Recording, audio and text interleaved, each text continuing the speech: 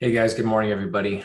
Today is Wednesday, June 8th. It is 6:20 right now. Market's going to open in about 10 minutes. I'm going to go ahead and set up this room real quick, and then once we're done, we can get started with our session for this morning. So just give me a few seconds here to set everything up. Shouldn't take too long. And then we'll get started with our analysis of the overall bias and identify, certain things in the market shortly. All right, so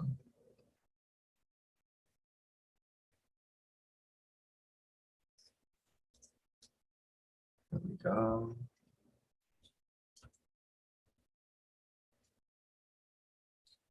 Couple more things here.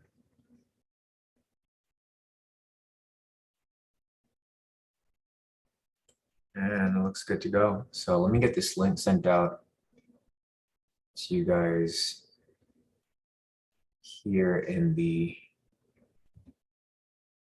premium.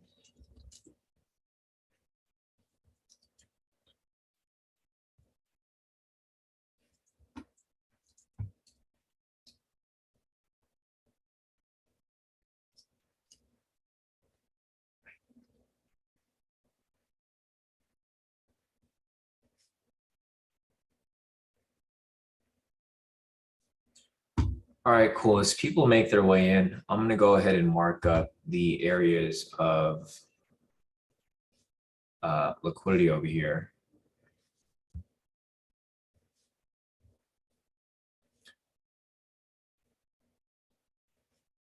So let's see. Shouldn't take too long.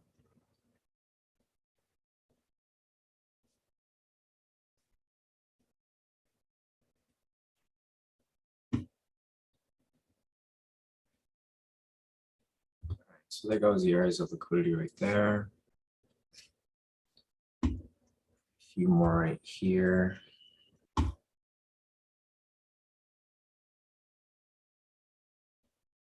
good. A few more.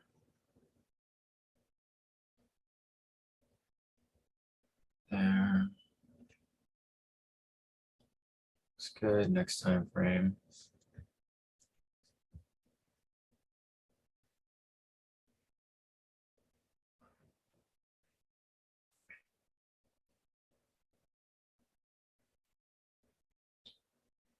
All right. 1 hour.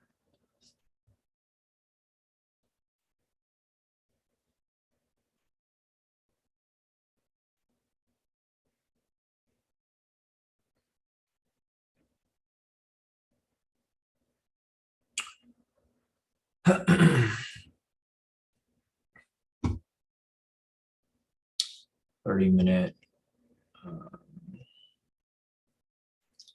Good. 15-minute.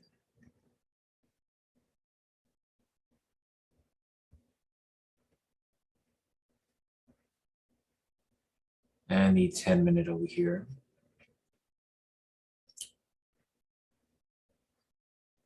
All right, so everything here looks good. Looks like I marked everything up right there. So looks like people are still making their way in. So let me see who's here so far. Morning, Surin. Morning, Funmi. Morning, Peter. Morning, Kenny. Morning, David. Morning, Maria. Morning, Marco. Morning, Matt. Morning, Lisa. Morning, Todi. Morning, Al. Morning, Eduardo. All right, so I got everything set up here. I'm gonna go over to the 1 minute real quick, mark up everything over here as well.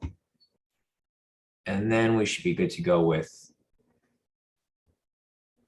our overall bias for this morning. So I'm wondering if it's still a sell, but we'll check right now. So there we go with the liquidity on the 1 minute.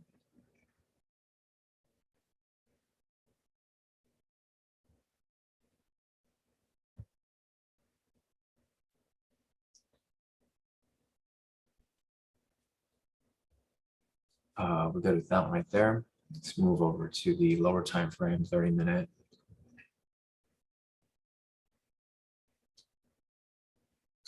We are good right here as well.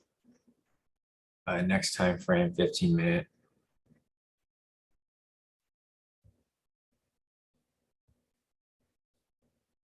It's good. 10-minute.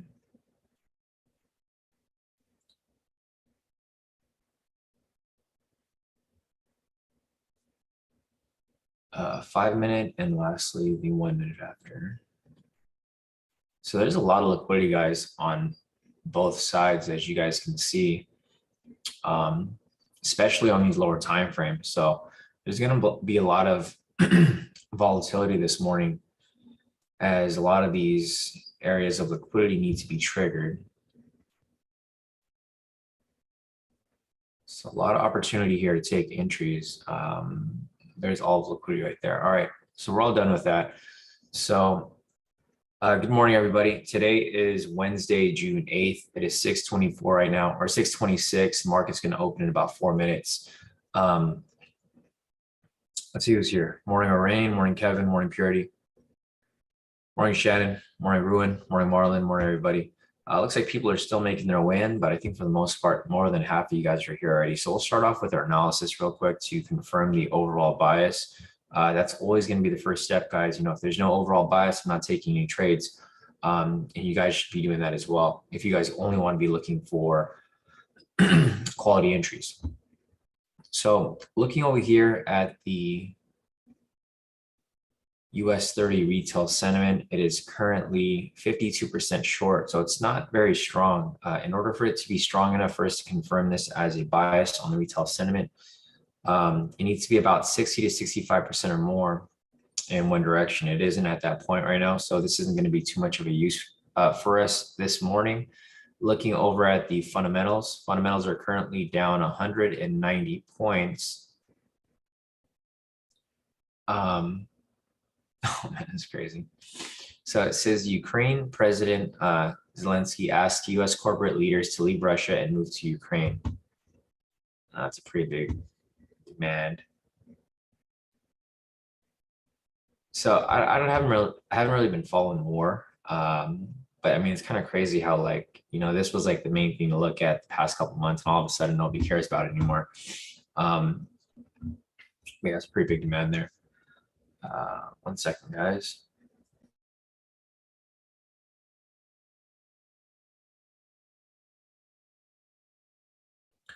So I had to sneeze. Okay, so back to the analysis over here. So the retail sentiment is currently down 181 points. Oh no, sorry. Retail sentiment is neutral. Fundamentals are down 185 points. The heat map is currently, I'm assuming it's gonna be pretty red.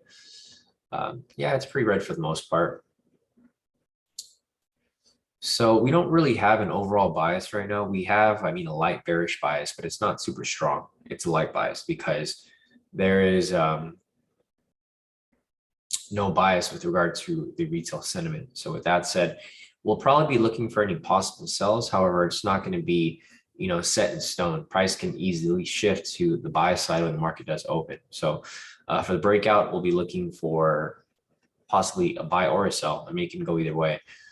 But we'll see what happens when the market does open in the next 2 minutes or so. Hey, Miles, morning. Thanks, Kevin. Kevin confirmed that we have news coming up. So let me check the calendar real quick. So today's Wednesday, June 8th. We do have news coming up at 7 o'clock and 7:30.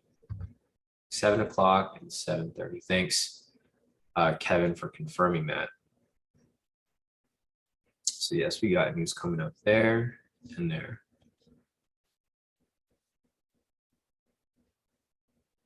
I'll mark up this clean chart a little later. It's not really all that necessary right now. Market's going to open in about 30 seconds. So when the market opens here for the breakout, one thing to keep in mind is going to be the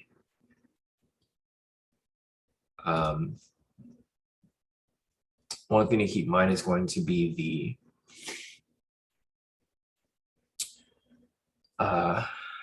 red flag right here, which is the session. So market is going to open right about now. We currently have a bullish momentum signal right here. So we're technically looking for a strong bullish candle to confirm the breakout for a buy. However, if price shifts to the bottom side, we can look for a sell. However, you want to make sure that you're not trading near the sessions right here. As you can see, price is really close to the sessions right here, and it can easily bounce off that point if and when it reaches that price point right there. So just be careful if you guys do decide to take any entries from this point. We do have liquidity sitting right here as well. So if price does drop below here, it'll probably drop even further. And there it goes as it drops even further below that point. However, it's right at these sessions. So you want to be very careful. If it comes back for a second retest, then maybe it'll drop further. And then maybe I'll take it for a quick little push for like 100 pips or so, but it is risky because it's right at the session. So these red flags still apply even for liquidity pushes. You just have to be very careful when deciding, whether to take a trade or not, because it is going to be a bit risky for you to take trades at that point. So let me see if I can take this for a quick 100 pips, and I already get my TP. So as you guys can see, if you guys are listening, I said price was bouncing off here. I said if it came back down, I would take it for a quick 100 pips, and that's what I did. I caught this for a quick 100 pips as it came back for a second retest, and I got out right there. I locked in a total profit of 1,100 off that liquidity push right there. This was actually also the breakout, but it was too risky of an entry because it was right at the sessions right there. So I'm not sure if anyone took it. I didn't take the breakout. I just took it for a little liquidity push, but that was the breakout right there. I wouldn't recommend entering it just yet because it's, obviously it's like right at that point. It can easily just shift right back up. So me personally, I wouldn't enter the breakout. I mean, if you guys want to enter it, that is the breakout right there. It did play out exactly how we kind of anticipated. I mentioned if we did get a sell signal, it can shift to a sell, or it can, it could have been a buy, or it could have shifted to a sell at any moment. So I'm not in this position here for the full breakout. I did catch it for a quick 1,000 profit right there for 100 pips because I caught it for the liquidity push right here. But I'm not in it for the full breakout. So if you guys are in it, I do recommend you move your stop loss in profit, or just pull out if you guys are satisfied with your profit so far, because you're going to get some manipulation there since it is right at the session. So this is a breakout.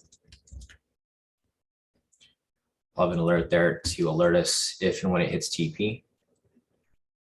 Obviously I personally still think it's a bit of a risky move due to the fact because it's like, such a big push right there. If there's liquidity sitting down here, then great, but I don't really see no liquidity right there right now. Let me go on the higher time frame real quick. Yeah, so the next area of liquidity is actually like, and there you go, full TP off the breakout. So if you guys caught it, great. If you guys didn't, it's okay. Just wait for the next move. It did fall in the direction of our bias. If you guys were in the session when we covered the overall bias, we did anticipate it to be bearish. Reason for that is because the fundamentals were red. Currently down 248 points. Heat map was all red right here for the most part. The only thing that wasn't confirming was the sentiment over here. So everything else was pretty much red. It's down 248 points. Heat map is very red. As you can see right here, everything pretty much lined up. So if you guys can confirm the bias and identify, even if it's a weak bias, you probably want to trade in that direction. So if you guys took the trade, great work. If not, it's all right. There's going to be other trades to take. So I'm going to go ahead and just screenshot this so you guys know that this trade is done with and you guys can pull out. I'll also send my profits in the group as well if you guys did take either the liquidity push or the entire breakout. So let me take a screenshot of my profits real quick. Show you guys. Nice. So Vince took it, Marlon took it, Kevin took it, Orain took it. Great work, guys. All you guys did pretty good. Thanks for trusting the analysis. I know sometimes it's hard to trust when there's no clear, direction. Like whenever there's no overall bias, there's always going to be a risk involved. There'll be a risk regardless if there's a bias or not. But I know sometimes, if there's like a light bias, it's going to be less risky, but it's still going to be risky. So let me screenshot my profits real quick. Show you guys what I locked in. Some nice slippage on my copier. I actually locked in 1,500 on the other account. So it played out pretty solid. So guys, just keep in mind, some people get upset that I mentioned that there's a risk. There's always a risk in trading, guys. It doesn't matter how confident you are, how many confluences you are. There's always going to be a risk. It's just up to you to take that leap, whether you want to take that risk or not. Some risks are going to be not as bad as others because, obviously you're going to be ready for the move, but other ones will be a bit different. So it just depends on how many confluences. The more confluences you have, the less risk, the more confluences you have. Sorry, I said the opposite. The more confidence you have, the less risk. The least confidences you have, the higher the risk. All right, so one of my MFFs had some slippage, but it's okay. It was off by like a couple. It's like $100. So, oops, wrong group.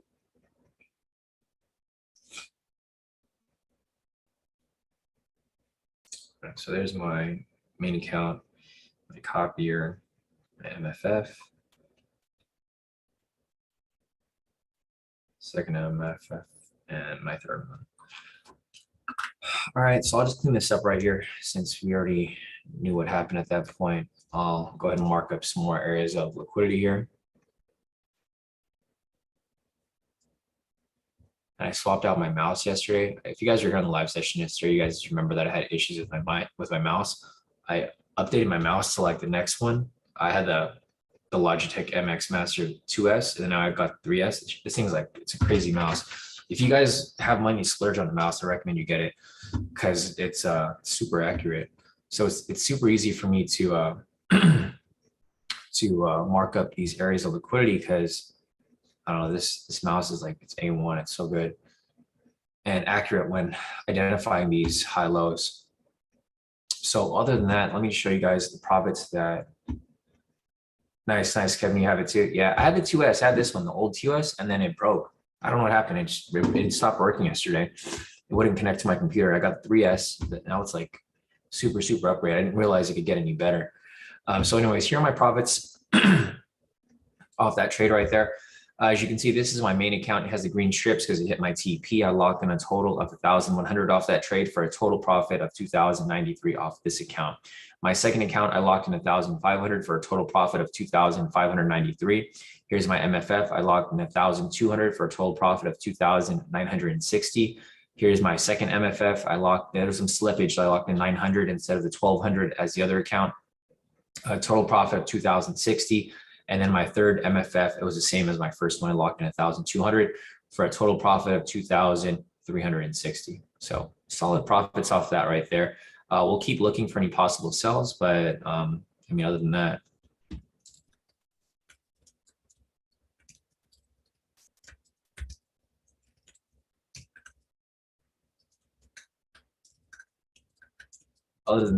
we'll keep looking for the next possible moves. So I'll go and revisit the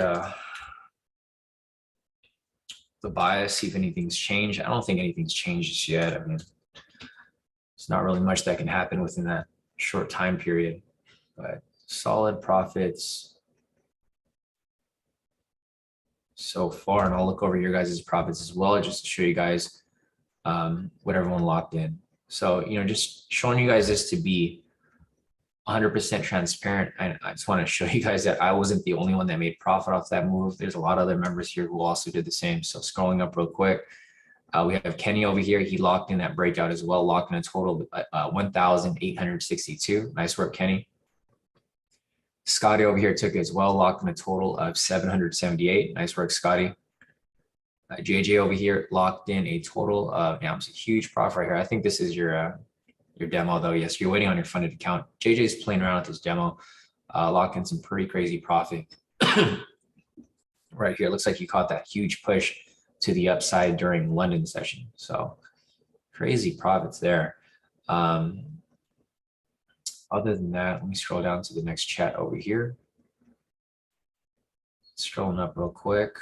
So Harry over here, he locked in a total of 1,135. Great work, Harry. Looks like you caught it for a quick 100 pips. So nice work there. And guys, so here's the thing. If you guys are taking these breakouts or any other entries and you're really scared and you're not confident yet, then just go for 100 pips, like what Harry did right here, right? You can literally go for 100 pips and you can still make some pretty good profit. You probably could have made 5 times that, but if you're still trying to get the hang of things, just go for 100 pips. That's like the sweet spot. So great work there, Harry. 1,135.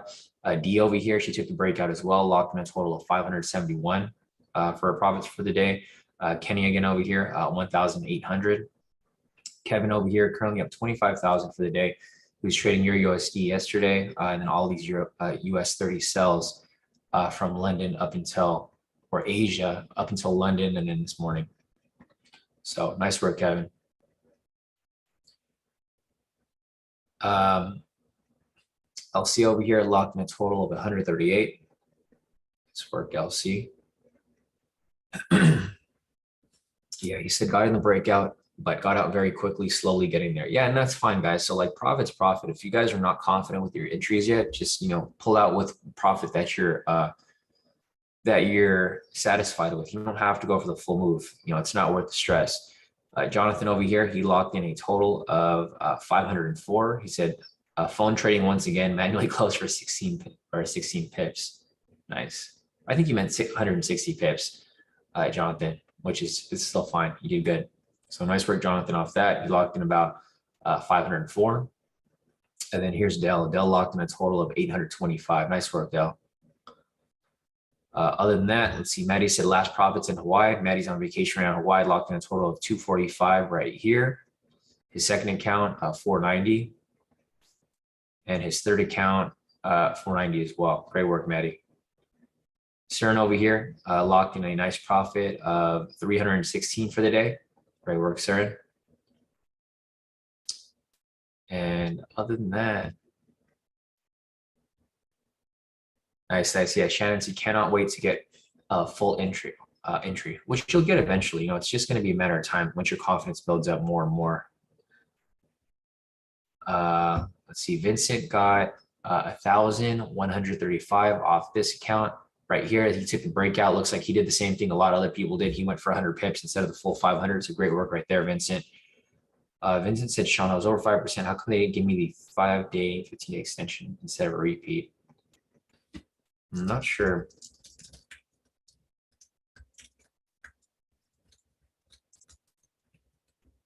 Yeah, you probably want to reach out to their support because it might be a mistake on their end, and they'll fix it right away if they review it and they see that you're right.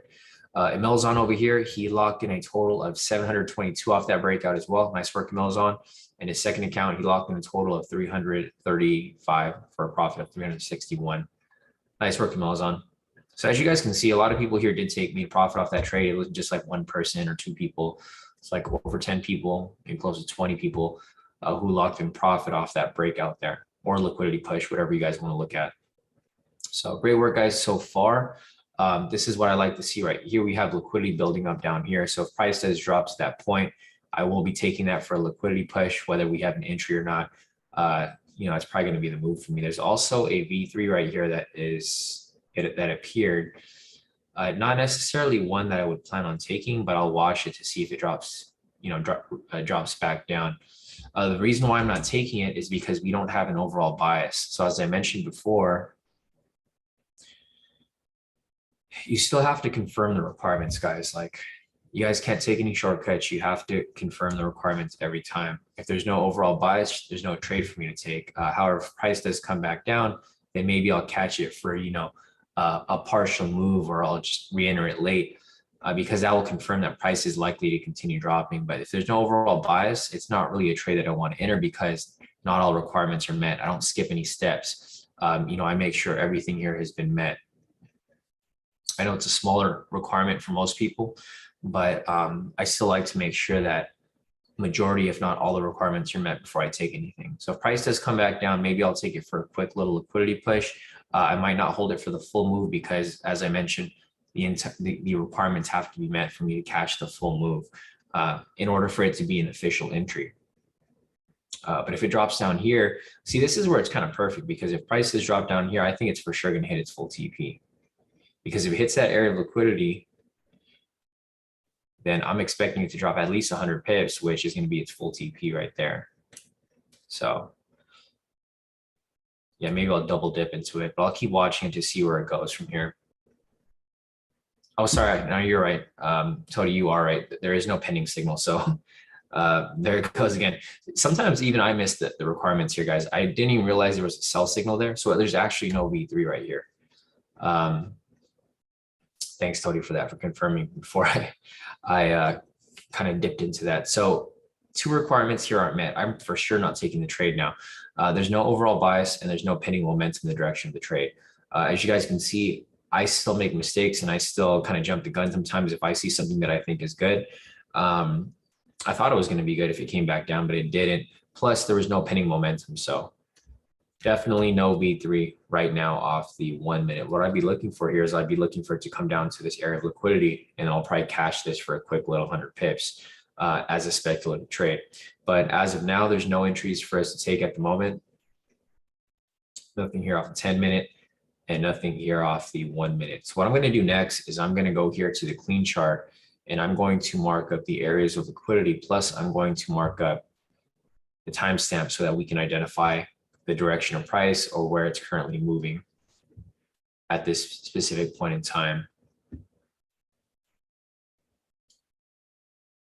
Yeah, Tony, huge thanks for that, because I probably would have lost the trade if I was to hop into that without fully analyzing it. So as you guys can see, it doesn't matter how long you guys have been trading for, you'll still get FOMO. That's the thing. The FOMO never goes away. I mean, your trade psychology just gets better, but the FOMO realistically never really goes away. You're still going to be getting FOMO every so often when you see something, or if you want to see something, because sometimes you guys will notice that you guys will force stuff. Like you guys will see things that aren't even there just because you really want to get into a trade. And it happens with everybody. It's not just you. It's a common thing. All right, so let's see. There's opening price. They're going to mark that up over here as well. Opening price, which is right there. All right, so other than that, as you guys can see here on the clean chart, there's no clear direction, right? So this is opening price right here. Price dropped below and it pushed back above. And then now it's kind of just going sideways. Looks like price might hit this area of liquidity over here. If it does, it's probably going to push up, another 100 pips or so.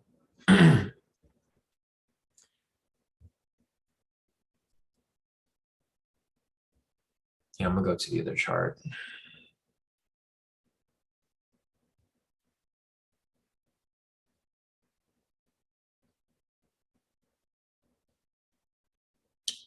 Oops.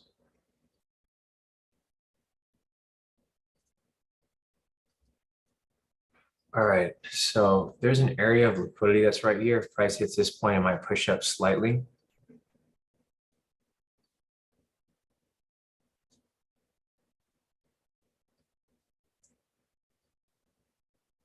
I fucking missed it.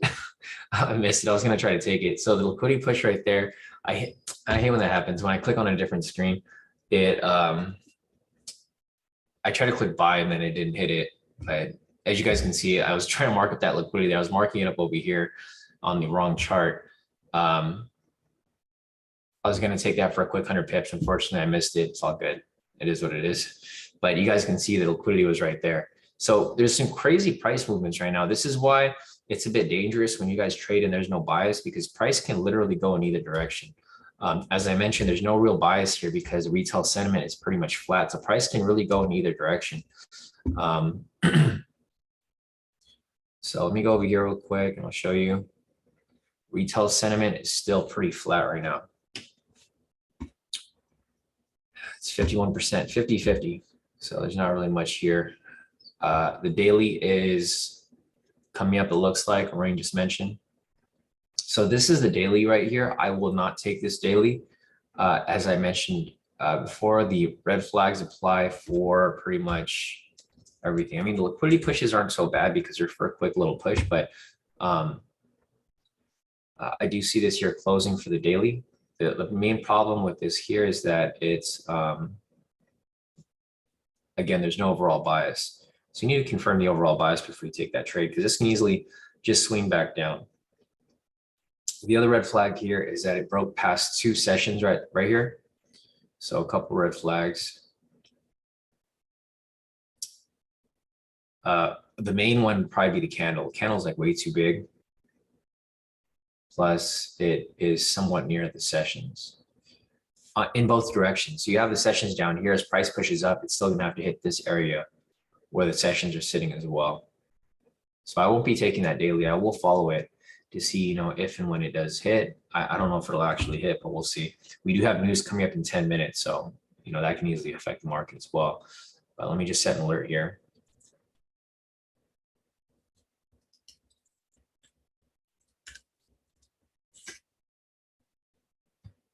Just to see if it hits eventually. I don't think it'll hit right away. Maybe eventually it'll hit, but I mean, as of now, I think it's just too risky of a move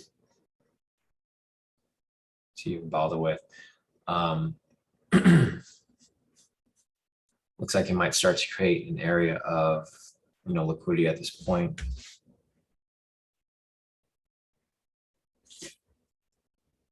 Let's see. Let me scroll up real quick and see if there's anything that I'm missing. Yeah, that's good. That's a good tip right there. So Kevin said, if you're having trouble, here are a couple ideas that help me. One, if you're not sure about the trade, take out a 0.01 lot, and when it goes in your direction, you can take a bigger lot size. If you lose, you'll lose only a few cents or a couple bucks. Exactly, and I agree with that too. That's typically what you guys can do. You can put in a little feeler trade, right? Basically, you just feel in the market, and then if it goes in your direction, you can just, you know, double up or increase your actual lot size, and then just let it run to where it's supposed to go. So that is definitely something that I do agree with. And Kevin said, or you can do the same thing in your demo and lose nothing. Yeah, and I agree with that too, Kevin. It's just up to everyone's like preference, right? I mean, I like your first one better because that's what I typically used to do in the past. But the demo is just, it's the same thing. It's just with demo, you're starting to care as much. But if even if you're losing a few cents or a few bucks, you're still going to have that trade psychology being tested. So other than that, yeah, Kevin said, I hate the sessions, price moves too crazy around them. I agree, same here. That's why I don't really like taking trades around those points. Henry's asking if there's a potential V3. I don't see one right now. Henry, there might have been one earlier right here if this was red, but I do not see one at the moment. Either way, I don't think there will be any V3 for us to really look at specifically because we don't have an overall bias. So it doesn't matter like what time frame we're on. The V3 still requires an overall bias.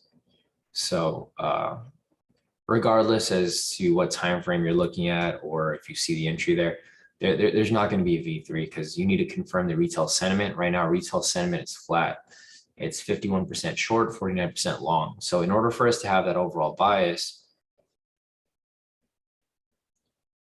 you need retail sentiment to be 60 to 65% or more in one direction, which it isn't. So yeah, unfortunately, no entry, no official entry. If you're just looking for the entry without the bias, then yeah, you know, possible buildup. But in order for it to be like an official entry, there needs to be some sort of bias in the market, which is not currently present. Going over here to the fundamentals, let's see how it's shifted. It shifted back to negative 63. So there isn't even a fundamental bias anymore. There's no fundamental bias. There's no technical, there's no retail sentiment bias. There's no fundamental bias. The technical bias is currently bullish right now, but that's not enough to really identify, you know, a bias at all because the technicals are the weakest side of all the confluences. We also have news coming up in about 6 minutes. Thanks, Kevin, for the update. Other than that, I don't really see much for us to look at right now. So let's see.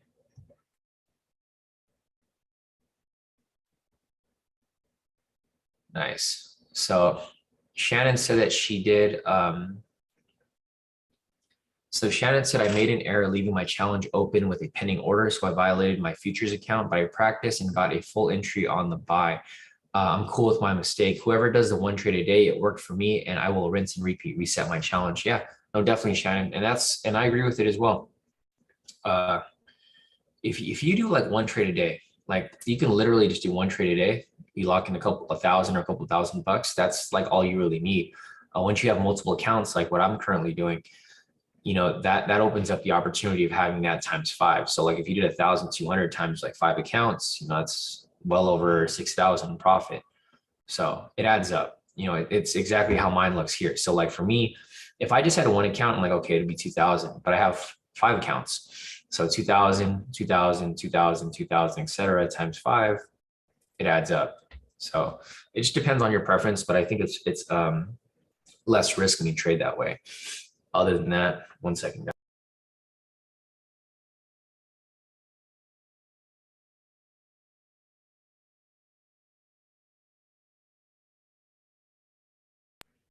Man, these allergies. I was hoping the allergies would be gone now that we're entering summer, but still there. Anyways, back to the profits over here. So Kenny sent in his profits as well, locked in a total of, let me just copy this over. Kenny locked in a total of 2,397 so far. So great work right there, Kenny. Again, just that reposted his profits. Emilzon over here, he took the liquidity push to the upside to buy. So great work right there, Emilzon. He actually caught it, the one that I missed. He locked in a total of 517, so a total profit of 1,207. Nice work right there, Emilzon. In his second account, he's up currently 611. So solid profits right there. Emilzon said, great tip, Kevin. I would also make sure to know your copy a lot. I lost a challenge like that, and it happens, Melzon. Sometimes you guys just have to make mistakes like that to learn from them. So it's all good. It happens to everybody. It's also happened to me in the past where I put the wrong lot size and then end up blowing my account on accident, but it's all good. You bounce back from it. Thanks, Purity. Yeah, Purity said I take Collidial Silver for my allergies. Yeah, I should probably take meds, some allergy meds before I go on this live because my congestion is like crazy. Anyways, Patricia over here, she said, Patricia sent in her profits as well. Locked in a total of, I can't zoom in on it yet, but it looks like she locked in a total of 1,467. There we go, 1,467. Charles over here as well, locked in a total of 800. And Marcy over here, rookie, locked in a total of 228. Nice work, Marcy. Other than that, I think that's it for now. If you guys have any more profits to send in, feel free to send them in. Just looking over the profits for today, I can show you guys how many people profited, just to be like transparent to you guys, because I know the last time someone complained, they said that it's the same people every day that are profiting, which is not true because there's a lot of people here who are profiting. So Kevin here, there's 1 person, me, that's 2 people, Kenny, that's 3, Scotty, 4, JJ, 5, Henry, 6, D, 7, Eduardo, 8, Jonathan, 9, Dell, 10, Maddie, 11, Saren, 12, Vincent, 13, Emilzon, 14, Shannon, 15, Patricia, 16, Charles, 17, and Marcy over here. So about 18 people profited this morning just off like the one trade that we took. So guys, if all these people are profiting and you're the only person that's not profiting, you might be doing something wrong, right? So like what I'd recommend is, if you guys can't keep up, is to actually learn the strategies. The strategies are not that difficult. They're pretty simple. If you guys need more practice with like identifying the entries and whatnot, then attend the mentoring sessions, ask questions so I can help you guys understand. If not, you guys can always review all the past mentoring sessions and live sessions. We do the same thing every day. So once you get the hang of the process of everything we do, it'll be a lot easier for you guys to not miss trades. So just keep that in mind.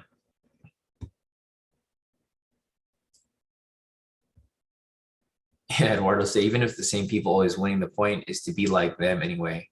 Yeah, no, exactly. It's really motivation for you guys. Like, if you guys aren't consistent with your trading, if you see the same people profiting every day, which is not the case here. I mean, it is the case, but there's also other people who profit other days than not. That's like motivation for you guys to get better, because if someone can do it every day, like you can't get lucky every single day trading, right? We trade every day live. It's really difficult to get lucky every single day. If we were that lucky, we should just all go play the lotto, because you know, being lucky like 365 days of the year is a lot.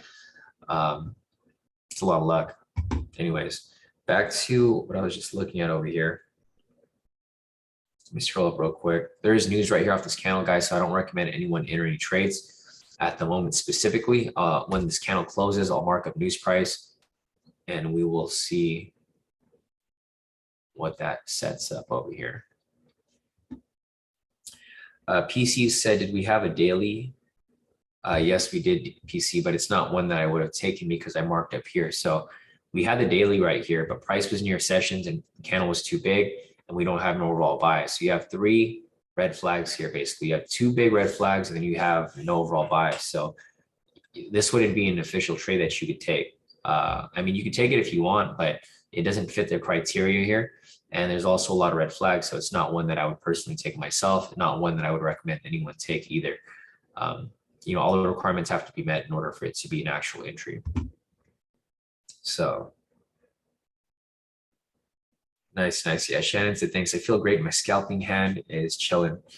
Yeah, that's key, guys. Don't, you know, I think the main problem with a lot of people's trade psychology is them FOMOing into a trade and revenge trading. So if you guys can control your emotions when trading, you know, that's going to open up a ton of opportunity for you guys to remain profitable. Anyways, price is bouncing off these sessions right here. One of 2 things will happen at this point. Price will either bounce off and shoot back up, or it'll break through and drop down to the next level right here. One of 2 things at that point. Thanks, guys. Fahad confirmed that the news was negative. Yeah, Kevin said the news candle may take it back to open. I can see that too. Nice. Ruin said 5-minute V3 hit, 370 pips. Nice work, guys. So I'm glad to see a lot of you guys here still taking these trades on other time frames without, you know, my confirmation. You guys are free to take whatever trades you guys like. It just depends on your risk appetite. So Ruin over here marked up this 5-minute V3, full TP right there. I'm not gonna count the trade obviously because I didn't take it myself, but there was Ruin right there. Oh yeah, no, you're right, Tony. So Tony said for the 5-minute V3, we need a minimum stop loss of 50 points. Yeah, so the stop loss was too small for that V3 there. So as I mentioned, you know, you guys can typically take whatever you guys prefer. But yeah, this doesn't fit the requirements because the requirements require that. Sorry, wrong one. The minimum stop loss here is a bit higher.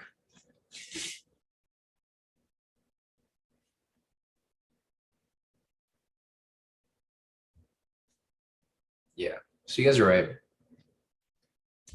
Man, so you're getting better. Tony's able to spot everything, which is good. You know, it's good to have multiple eyes on the chart. It's not just me analyzing it, because, you know, when we do make a mistake, or if we do like miss a couple steps, there's other members here to check it. So anyways, price is coming back for the retest of the session right here. As it retests it, you know, 1 of 2 things will happen again. It'll either bounce off it or it'll break right through. Looking over at the news. So the news at 7 o'clock was negative right here. It was final wholesale inventories. It was negative 2.2%. So the inventories are actually higher than they anticipated.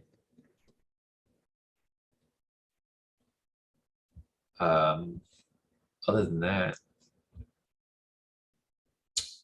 I think that's it for right now. Let me go over here and clean up the, I guess technically our clean chart. Not so clean right now.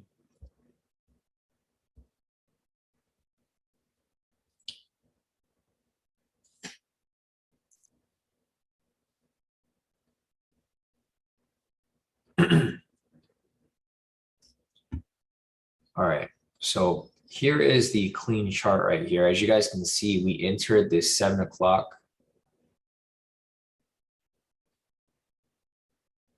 time right here. You can see from market open until 7, price faked out to the bottom side as it dropped slightly right here. As it faked out, it bounced right back up, straight up, and now it's coming back down. So from 7 till 8 o'clock, this is kind of what we're looking for. We're looking for a direction. Price is currently going sideways, but we're looking for price to confirm whether it's going to continue back up or it's going to correct back down to opening price, right? Two different scenarios there that can play out. We don't know exactly what will happen, but you know, one of those will probably play out if not. Professor said, Sean, what do you think about the potential 10-minute V3 could also be an entry back to open? So with this potential V3 right here, the biggest red flag that, you know, I can personally see here is the fact that it hasn't cut through the sessions below. So yeah, I mean, it could happen, but the main problem is the sessions below. So you can probably catch it for like a pretty decent move. We'll see where it closes. If anything, let me go to the 1 minute. So here's the thing. On the 10-minute, you can't see that it's above the sessions right now because the sessions are different on the 10. But if you look on the 1 minute, the sessions is actually like right here. So this is why, you know, I'd probably be careful with this right here. Because the 1 minute sessions are going to be most accurate because it's the 1 minute candles. 10-minute sessions aren't always going to be the closest, but it's still valid and relevant. But yeah, this is technically a V3 here that is pending. The only thing that I'd be worried about is going to be the sessions right here because it's actually right at the sessions. Yeah, Maddie said I can see the drop to sessions and open price, small bounce back up. I can see that too, Maddie.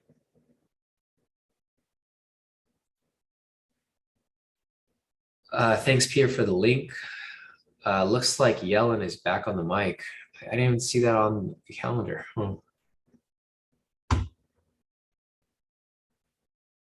Weird.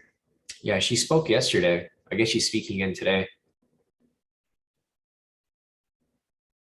All right, just give me 1 second, guys. I'm gonna go blow my nose real quick. Stupid allergies.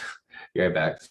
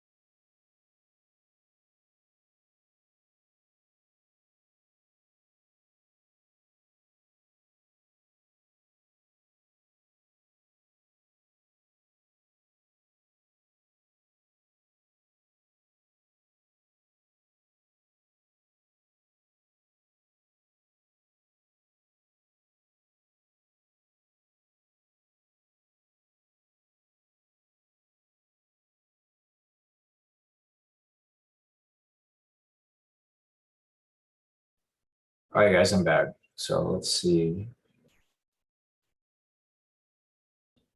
Yeah, Patricia said, oh God. Edward said, oh, the owl. Man said, two strategies against each other. He said, Peter knows everything. Yellen. Yeah, guys, so Yellen is going to be speaking again. If you guys are not familiar with Janet Yellen, she is the Treasury Secretary of the, obviously the US Treasury. Basically, whenever Yellen speaks, price typically drops. And the reason for that is because she's really big on regulation. So when she introduces regulation in the market, it's not good, because if there's regulation, then they're going to increase interest rates. They're going to put limits on certain things. So we probably see price come back to opening over here at some point. Maybe when she starts speaking. One thing to keep in mind is that when she starts speaking, you'll probably see some movement in the market. But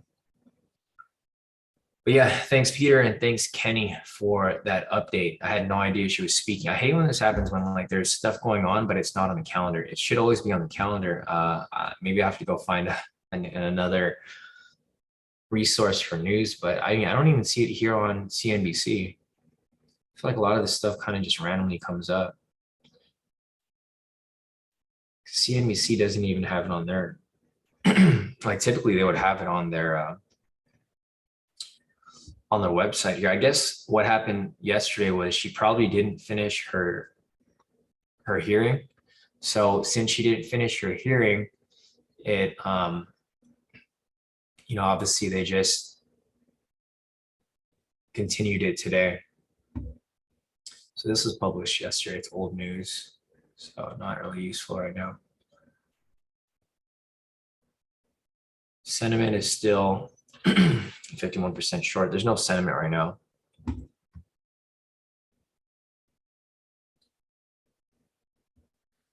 It's live, Sisu. It actually hasn't even started yet.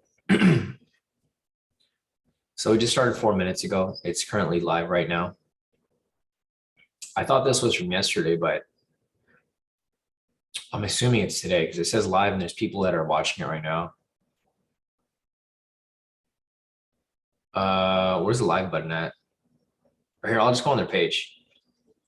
Fox Business. Yeah, it's currently live.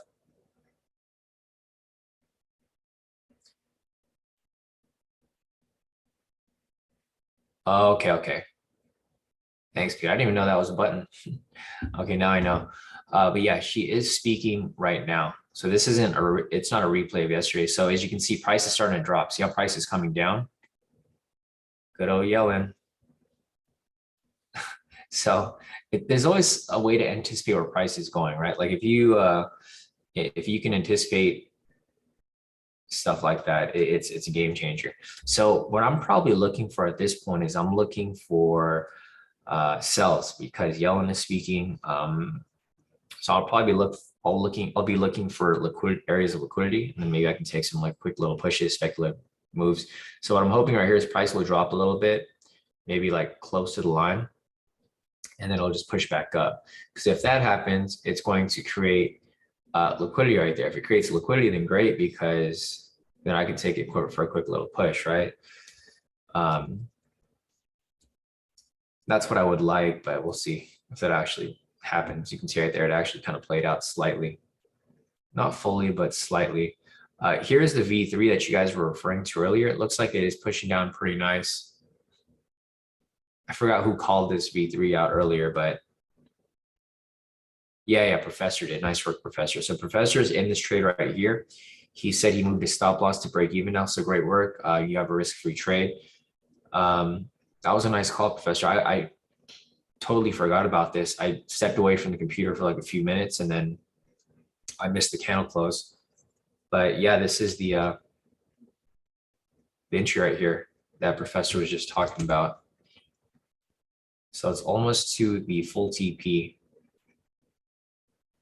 I mean, I would still consider it to be a bit risky because we didn't have a bias in the market, but with Yellen speaking, it definitely pushed price a bit lower. So full TP off that, Professor, if you're done with it. Maddie said, "Got to catch my flight." See you, brother. Yeah, I'll see you tomorrow, Maddie. So I would say flight. We'll catch you back here tomorrow. There he goes. Price starts to dump. Yeah, Ruin said full TP crushed it. Nice call, Professor. Yeah, definitely. So definitely a great call right there, Professor. And now that it's at the sessions right here, you might want to be careful because price can possibly bounce off this point right there. But full TP off that right there, that was a V3. that professor referred to. Not a safe V3 because there was no overall bias, but if you were to skip that step, technically, yes, it was a V3 overall. Nice, nice. Professor got full TP off it as well. So here we go. The rookie. Rookie took the sell there as well, locked in a total profit of 592. Great work, rookie. I believe this is your new challenge, right? So if that's your new challenge, great work. You're finally getting the push to take these trades. So nice work right there, Marcy. Kenny over here locked in a total of 3,293. Nice work, Kenny. He took that breakout as well. Or not breakout, sorry, V3. So great work right there, Kenny. If you guys have any profit to send in, feel free to send them in. I know a couple of you guys did take it. Milzon over here also took it. He locked in a total of 790 off this account. Total profit of 1,980. Great work, Milzon. And then his second account over here, he locked in 395, close to 1,000 profit. So great work all around across both of your accounts right there, Milzon. Eduardo over here as well. He said he caught a bit of the drop, locked in a total of 356. That's a pretty nice catch right there, Eduardo. Total profit of 494. So great work right there, Eduardo. And then we got Purity over here. She said, I'm building up my confidence on my demo account. Thanks to my sister, Janae, for introducing me. Thanks, Sean, for your dedication, mentorship. Definitely, Purity. And I'm glad that you're catching this consistency. She's trading gold over here, locking a total profit of 1,059. So amazing work right there. Great consistency of one loss out of 1, 2, 3, 4, 5, 6, 7, 8, 9, 10 wins. So you basically have a 90% win rate right there off these specific trades. So all you need to do is stay consistent with it, Purity, and then eventually this will all become second nature to you. You don't even be thinking about it. You'll just take trades and make profit. Basically how a lot of us do here. We identify the entries, we take it, and then we let them hit our TP. And I could see that you let them hit TP right here with your green strip. So, this is just going to keep building your confidence. The more and more that you guys win and the more consistent you guys are, the higher your confidence will build up. Just don't get too overly confident, right? You always got to keep in mind that there's always risk no matter what type of trade you're taking. Scotty over here as well, he took that V3. You can see both of his trades here hit full TP with the green strips. So great work right there, letting them run to your TP. Scotty locked in a total of 795 off that one trade, a total profit of 1,252 for the day. So nice work right there, Scotty. Nice work to everybody. Other than that, that's about it for this right here. Close these. Going back to the 1 minute over here, and there we go. So Maddie, I don't know if you're still here. It looks like you left already, but Maddie called that. He said that he was going to anticipate it to drop back to opening price, and look where it went to. It literally went back to opening price. And this big drop right here happened because of what? If you guys remember, good old Yellen. She's speaking. Camera's on Yellen. Look where price went. It just dumped. So, a lot of these things are speculative. Like this analysis where we always anticipate price to drop when Yellen speaks, it's not like a set in stone thing. Like it doesn't happen every single time, but you could anticipate it. Like if you know that Yellen is speaking, you can anticipate price is going to drop. Yellen started speaking like about, I don't know, like 10 minutes ago. So if you go back, Yellen, we go back like 10 minutes or so. Whoops, wrong tool. If you go back about 10 minutes, look where price dropped from 10 minutes ago. Huge drop right here. B is asking, is an opening price 33,020? Let me see. Oh yeah, sorry, this thing was moved down. So it actually broke right past opening price. Opening price was actually right over here. So it actually broke right through it. Damn, so opening price was actually closer. Let me fix that over here too. I think it might be a little too low. Yeah, thanks B for confirming that. But I mean, either way, it still made its way down to opening price. And so look at this markup right here. I marked up the same thing. So you guys remembered right here, price opened at 7 o'clock and I said price is moving sideways. We need to wait for it to confirm whether it's going to go down or whether it's going to go up. And this is the scenario that we looked for. It came all the way down. So if you guys follow the analysis every day, it's like we're literally doing the same thing. I mean, if you guys really want to learn how to do this stuff, just watch every live session because we don't change anything. Everything is the same. We mark up the high lows as liquidity. We mark up news price. We mark up certain time periods and opening price. That's literally it. But it pretty much gives you a guideline. If you guys can mark up these things that I'm marking up on the chart, it literally tells you what's going to happen next. So as you can see right here, price is pushing back up to the sessions right here. When price reaches that point, what's going to happen? You guys already know that. It's either going to break above it or it's going to bounce off and come back down. Right? It's the same pattern every single time. So I'll leave that there and we'll see if what happens from that point. And, 9 out of 10 times, it's going to do one or the other. It just gives you scenarios to look at. So other than that, I don't really see anything else for us to take here. I was kind of waiting for it to drop further because it hits this liquidity. Probably expect a bigger drop.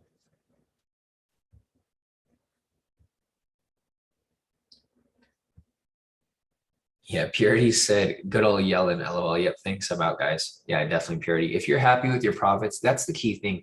I feel like the problem with a lot of people is that they don't know when to stop trading, right? If you're happy with your profits, you can call it a day. You don't have to keep trading all day. I know sometimes you guys feel the greed to keep going, but realistically, if you're happy with you've locked in for the day, then wrap it up.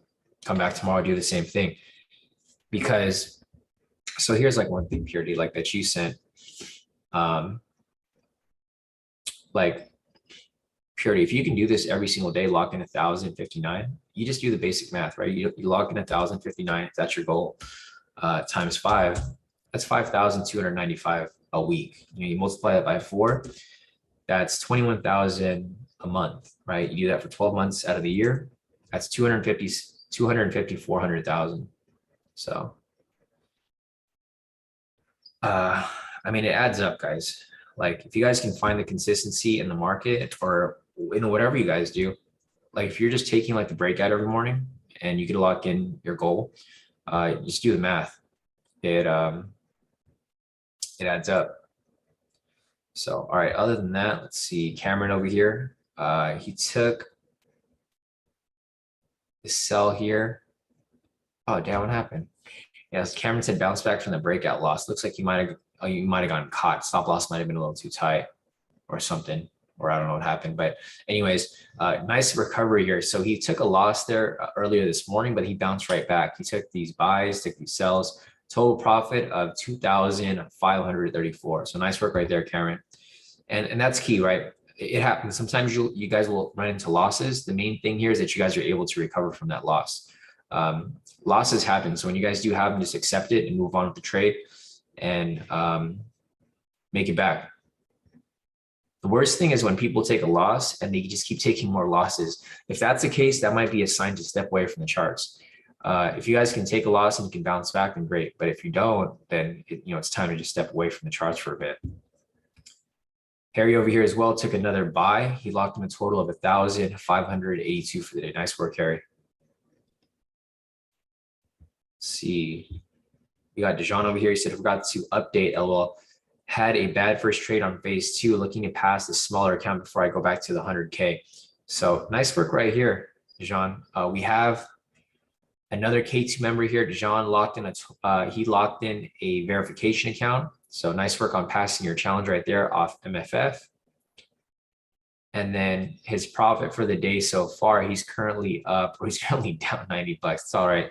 It happens. But yeah, you'll bounce back from it, Jean. It's not too bad. You'll play 90 bucks. So it's like one more trade and you'll be right back in profit. So, but no, big congrats on passing your challenge. I know for some, I always tell you guys that it's easy to pass a challenge, but for some people it's really difficult. So, whether you're on your challenge, your verification, you're funded, just keep up the consistency. All right. So other than that, back to our markups over here is not really much for us to look at the moment, but just a matter of time. Yeah, Purity said, I don't have the confidence for the breakout yet, but I will get there. Yeah, no, definitely Purity. If you're still scared to take the breakout, then either take it on a smaller lot size, like a penny lot, so that you don't really risk too much, or take it on a demo. The only way you'll get better is to actually experience the wins. Once you start to experience the wins, your confidence will just build up from there. It's really what it is with a lot of people. Like when you just imagine, like when you first started trading, you guys were super scared to take any trade. Once you guys started winning, your confidence went up. But you always got to be humble. You can't just like win a couple of trades and think you're like the best trader in the world. It's always a new process every day. You always have to remember that you can lose at any moment. So you just got to be consistent and disciplined with every move that you guys decide to take. So price is now ranging in between the sessions right here. As you can see, price is just pretty much going sideways at this moment. Not really much going on other than this back and forth movement. Marco said, add me to that list that struggles, LOL, getting loads of retry. Well, here's the thing, Marco, at least you're getting a retry, right? I think a retry is still better than like losing a challenge. If you're getting retries, then you're doing something right. That's one thing that you got to keep in mind. If you're just blowing accounts, you're definitely doing something wrong. But if you're getting free retries over and over again, you're doing something right. You just need to focus on what you're doing wrong, because that's usually the key, right? Some people will just go back and forth. There's no consistency. So it's like they win a trade, they lose a trade. They win a trade, they lose a trade. If you guys can just win and not lose, then that's going to fix the equation there. You'll pass. So damn, Marco says he's on his third retry. So yeah, I think what you need to go back is just look back to like where your losses happen, Marco. Figure out like why you're losing. Because if you can eliminate that and stop losing, then you'll easily pass, right? Because you're making good percentage in profits. It's just that your losses are offsetting it. So you're not able to reach your goal. So you guys just got to remember, like, always use logic, right? I feel like nobody uses logic. If you keep getting burned, stop doing the thing that burns you. And that'll be your solution. It's really, yeah, no, definitely. Marcus said we spoke about it yesterday, and that's what I'm doing now. And that's key. You just have to learn from your mistakes. I feel like a lot of people don't learn from their mistakes from trading. They just take trades and then they lose, and they just ignore it. They ignore the loss. When realistically, if you study the loss, you can really figure out what you're doing wrong. Thanks, Fahad. Fahad confirmed that there is crude oil inventories in 3 minutes. I have it right here at this red line at 7:30. So no trades for me at the moment, but I'll be looking for where price pushes and then maybe some liquidity build up as price continues to move back and forth. As price starts to squeeze right here, you can see that price is squeezing. Just be aware that we're probably going to be experiencing a breakout shortly. Price is going to break out to the upside, or it's going to break out to the downside.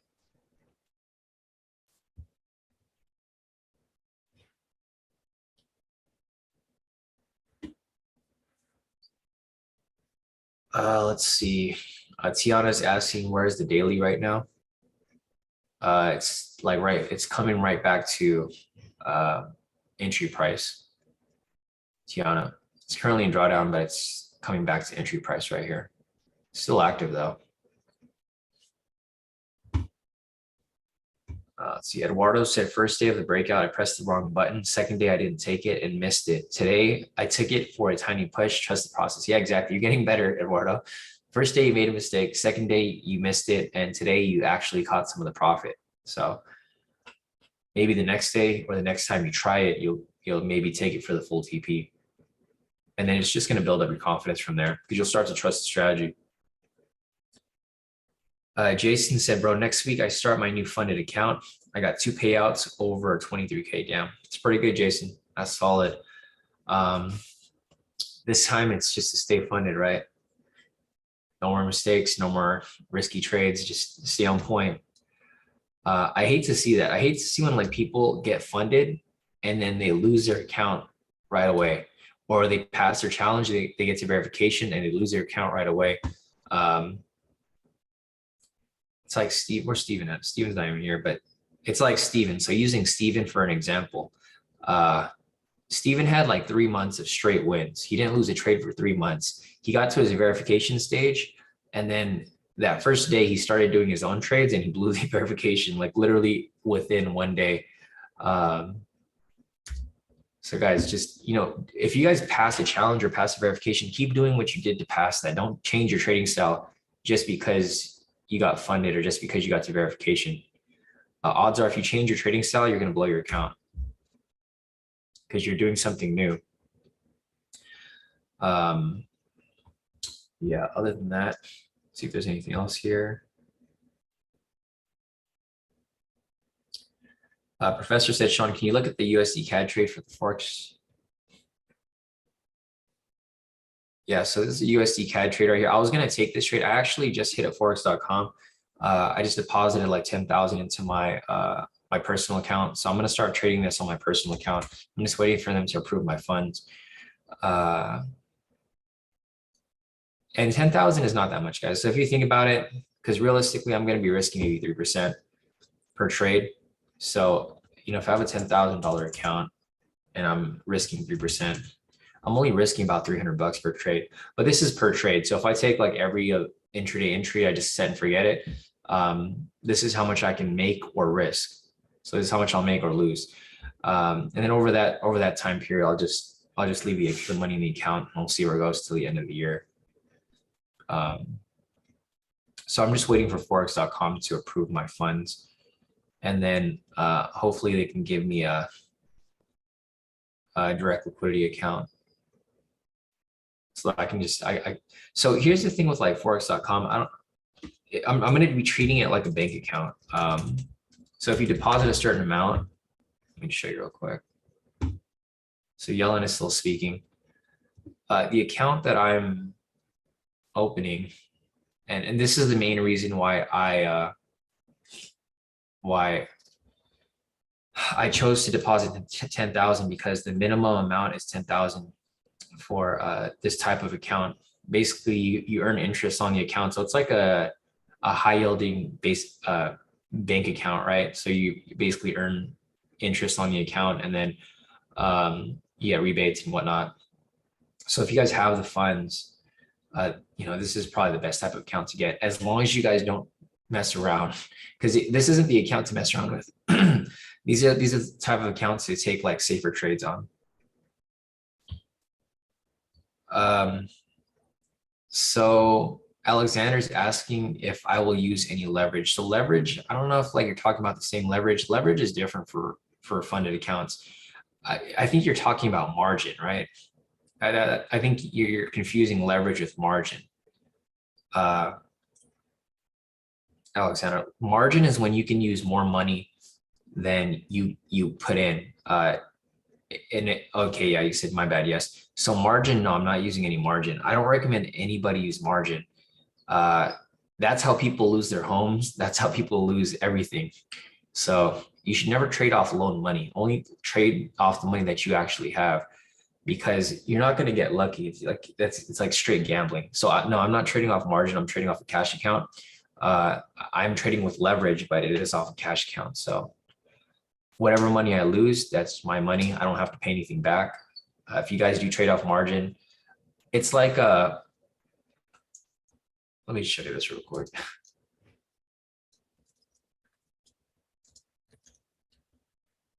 So when you guys trade off margin, this is what happens. Your kid will be like, are you winning, Dad? And he says, no, son, pack your suitcase. I lost the house, because he's trading on margin. So he's basically he's trading loan money. That's basically it's leveraged against their house. So if you trade off margin and you lose all of your money that you borrowed, you lose the house. So this is why you should never trade off margin. You guys have seen that meme before. This is even worse.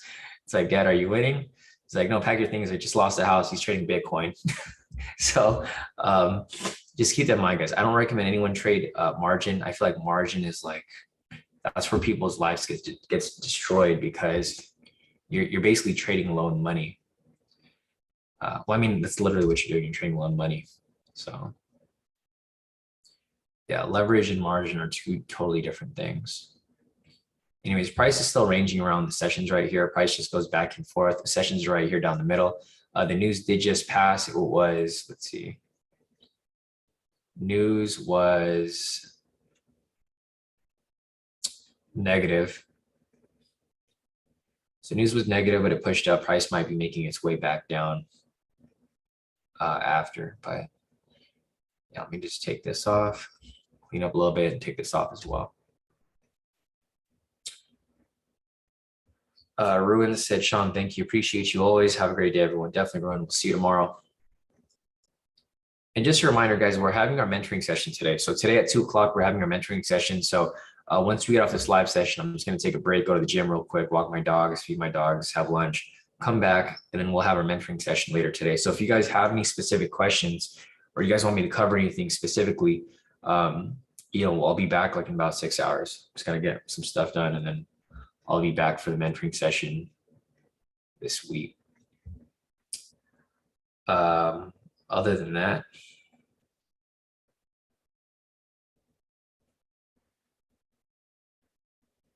B said I back tested the intraday strategy on forex. I don't think 1-to-1 RR is needed. Can do better than R on that. I mean, the R and R doesn't really matter if you're not losing the trade, right, B? So I don't think it's really necessary. All the trades I took all won. So I mean, it wouldn't matter if you had a 1-to-2 R and R, a 1-to-1 R and R. As long as you're not losing the trade, it doesn't make a difference, right? Because I haven't lost any trades off that intraday strategy. So it doesn't matter if you lower your R and R, I'm still going to be having the same wins. So, I feel like a lot of people, they focus a lot on that stuff on the R and R, but the R and R doesn't really matter. If you're hitting your TP, you're hitting your TP.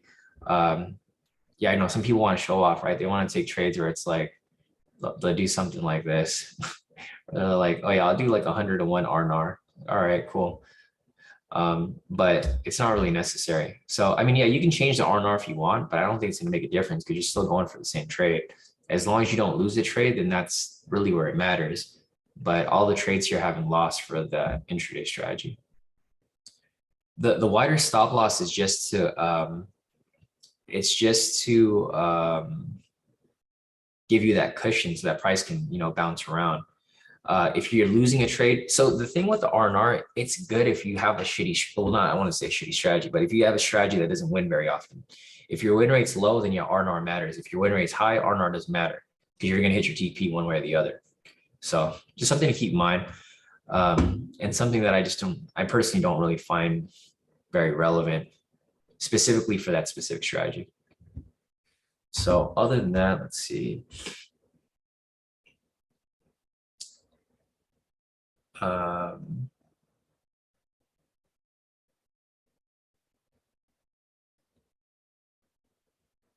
So B said, I took the USD CAD trade, it pulled out half TP since it was a small TP stop loss. Sean, don't forget your videos. Oh yeah, no, that's smart too.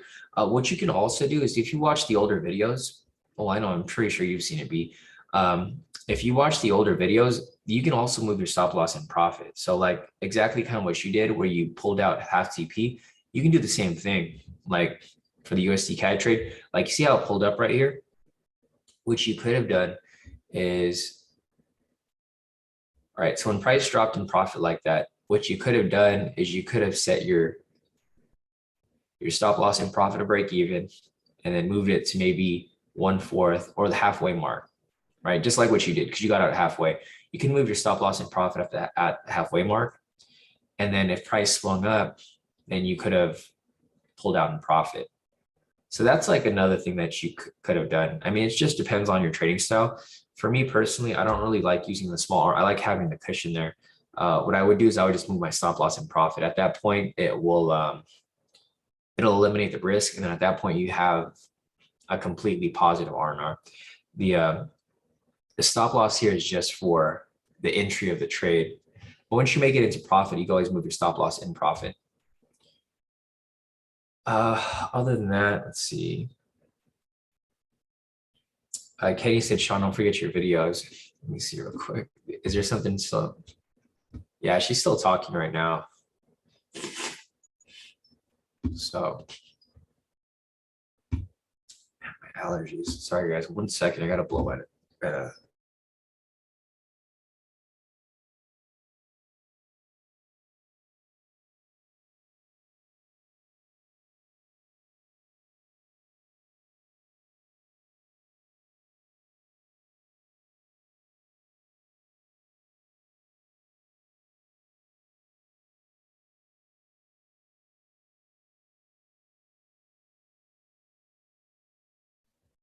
All right, guys, I'm back. Sorry. My allergies are getting on my nerves. Let's see. Man, where's Kip at? I need Kip to give me some medical advice. How do I get rid of these allergies? Main thing I probably do is just take allergy meds before I go on this live. Man, these allergies are annoying though. Okay, question from Flonace.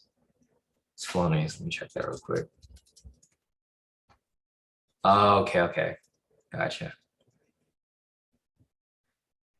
I've heard of this before. Or I'm gonna go get one of those later today. Thanks, Isu. Let me scroll up real quick. Alexander said, okay, I'll save my questions for the mentoring sessions. Yeah, which will be good because we can go more in detail during that time, Alexander. B said, I just want to make sure I wasn't in so many trades since I was in GU trade too. Want to make sure I have drawdown for US30. Yeah, and that's why I have a separate account for forex, guys. The problem with forex is that it's going to eat up your capital and your leverage. So that's why I'm just going to be using my funded accounts for US30, and then I'm going to be using my forex.com account for my forex trades, so that I can have them all running at once, or I could trade them at the same time and not have to worry about my capital getting eaten up. B's asking, what would you risk per trade if you were doing it on your funded accounts? Yeah, 1 to 2% is fine. It doesn't matter if it's funded or personal. I would risk about 1 to 3% max.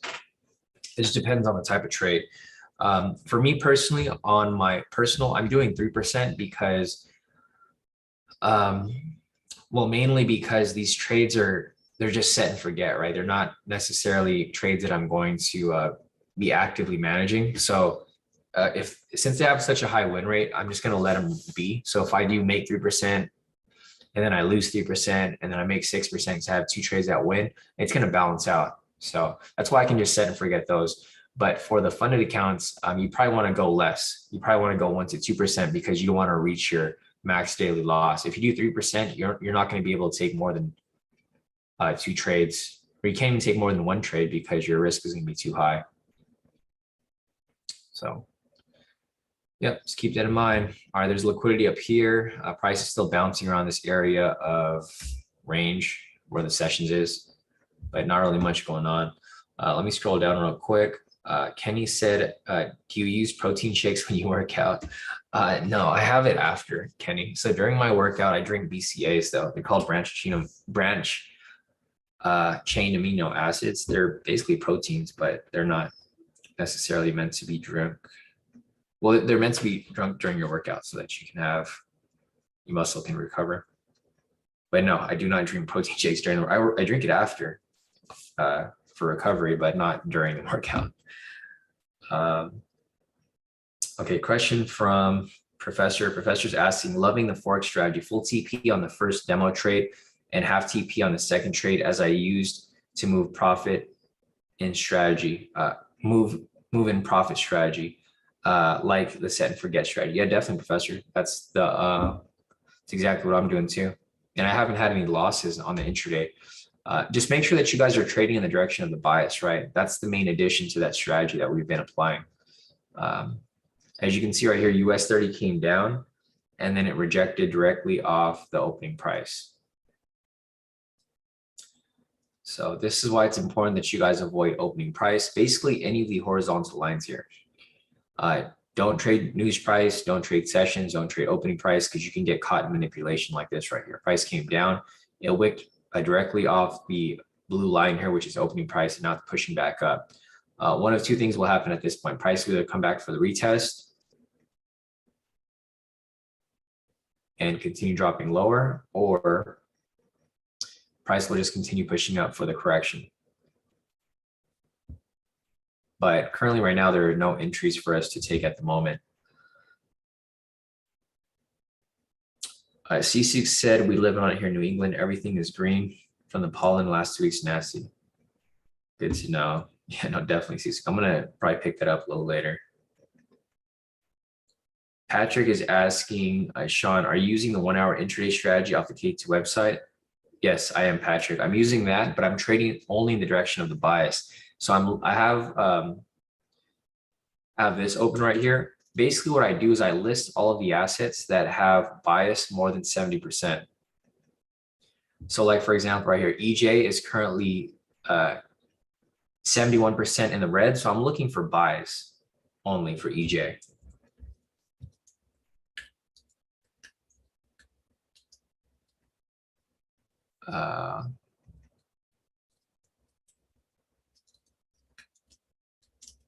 So I'm looking for buys there for UJ.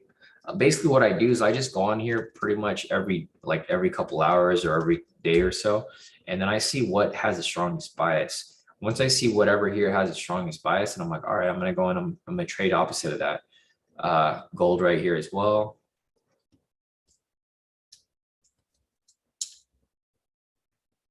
See, so gold right there, people are just missed it. What was I looking at? Gold is 75% long. People are buying gold. So I want to sell it. So if gold is, people are buying, I want to sell it. So I'm going to sell that. What else? And that's about an UK 100 down at the bottom. It's currently 70% bearish. So I'm going to be buying that. So I pretty much go here. I look at everything here. If it's above 70%, I'll have a list of the pairs that I'm going to be looking at. So like looking at this over here, USD CAD to sell, I'll go over to Euro JPY. So right here, I'm looking for a buy. There's obviously no buy here. We need a retracement before we can take that USD JPY. Okay, so this is perfect. So see how we have a retracement signal right here? I want this here to close because once it's closed, then I'm like, all right, once it's closed, I'm gonna wait for that buy signal. So once I get that buy signal, I'll take the buy and I'll write it up. If you look at all the buys here, I did take a couple of buys, full TP, right? Another buy right here, full TP.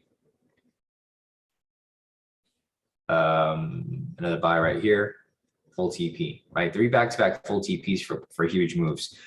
That's basically all I'm doing. I'm applying the intraday strategy, but I'm trading only in the direction when there's a high, like a strong bias. I'm pretty much just carrying over what we do here on US30 over to these forex pairs because it's the same thing.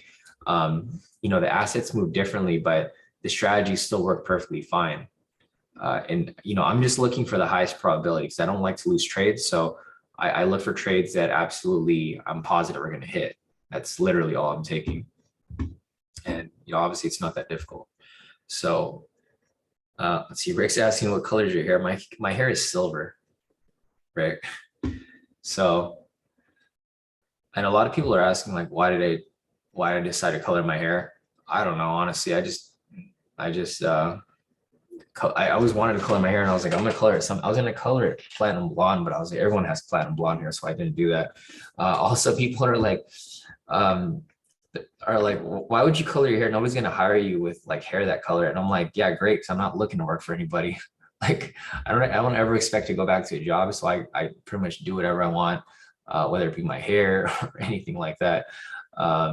You know, it's the same reason why like certain people get tattoos on their face, right? Some people get tattoos on their face and people are always like, why would you do that? You're never gonna get a job. I'm like, yeah, great. I'm not looking to get hired by anybody. I work for myself. So that's basically, you know, that's why I do whatever I want. And that's the luxury of being a trader or you know, starting your own business and stuff like that. You can literally do whatever you want and not really care what people think. It's you do you, bro. Anyways, back to what we were saying earlier. Let me scroll up real quick.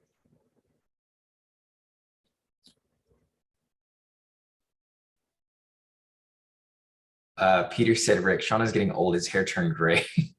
Right? Yeah, and I'm getting stressed out from all these trades. Let's see, Eduardo said, caught a little bit of that drop there, but didn't want to start just trading without a setup amount. See you guys later. Thank you, Sean. Definitely, Eduardo. We'll see you tomorrow, and great work on your profits today so far. Pick back up when it comes down to it. B said maybe we should look at the lower time frames too, like 15-minute. Could be, haven't looked though. I mean, technically you can. I'm looking for a set and forget though. So like on the 15-minute, it's not really a set and forget because it's a smaller move. You have to be paying attention a lot more. So for me personally, I'm going to stick to the 1 hour because my main bread and butter is going to be US30 where I trade this actively. For the forex pairs, they're just set and forget. So I just take the trades and I let them run. I don't necessarily move stop loss and profit. So if you want to go and test that B, you can. But for me personally, I'm just not, I'm too lazy to go and I'm not trying to do more work than I need to. That's to put things simply.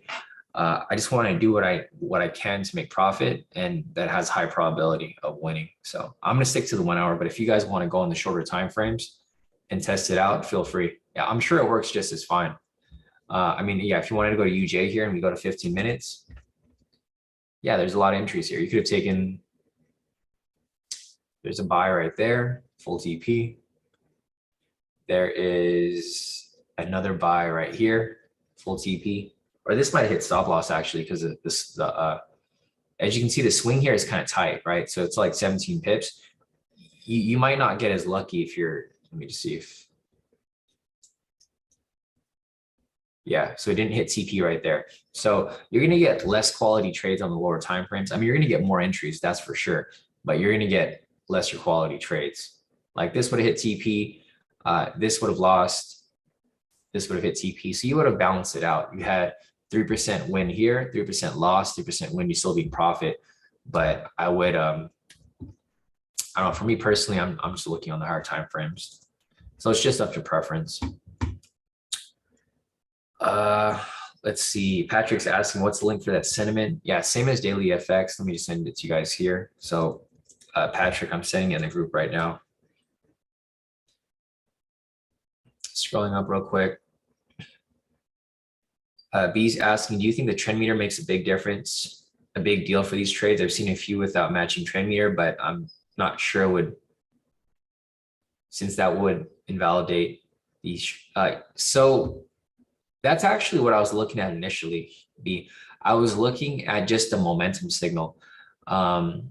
But for me personally, how I trade, I'm very conservative. I don't like to lose trades. So I use as many confluences as possible. So yes, I mean, if you want to test it out and use it without the trend meter, you can. Me personally, I use the trend meter because I want to take trades that I'm like 100% sure. I'm not looking to take anything risky, right? It's like, I forgot who said, I think Warren Buffett said it. I think he said, people ask him like, what's your secret to being successful at trading? He said, don't lose, like just don't lose. That's what he focuses on, just winning trades. Like he takes safe bets, safe trades, and he just doesn't lose. That's the same way that I approach the market, right? I don't like to lose either, because if you guys don't lose, you don't get set in any drawdown, or you don't have any drawbacks. You just keep adding on profit. So it's really up to your preference. But for me personally, I'm going to use a trend meter. If you want to use it without it, it's great. You can do that. But for me personally, I'm going to take, the highest quality trades I can find. And just make sure that when you guys are applying this, make sure to have your trend meter set the same as chart. I don't change it because I'm trading on the 1 hour. I just have it set the same as chart so I can see what because if you change this to the overall, so reset settings, your trend meter is going to change a bit. So if you're trading on the 1 hour, I just have it set to chart. And then I'll see what the trend is for that specific time frame. Just FYI, because I know it's not explained. Maybe I'll create another video explaining the strategy at some point. As soon as forex.com deposits my funds into my account so I can trade it live. Back to the US30, nothing going on here. I just saw your message, Mauricio. B said, I wonder if there is a way to see sentiment for all pairs because it only shows like 10 or 20 on the site. I'm pretty sure there's a way. I mean, depending on what you're looking for, B, I mean, you can just Google it, right? So just go on Google. I don't know if there's a specific pair that you're looking for that's not on here. I guess you can just search forex sentiment. So for me, I searched forex sentiment right there. There's a couple different websites like MyFXbook. You can look here too.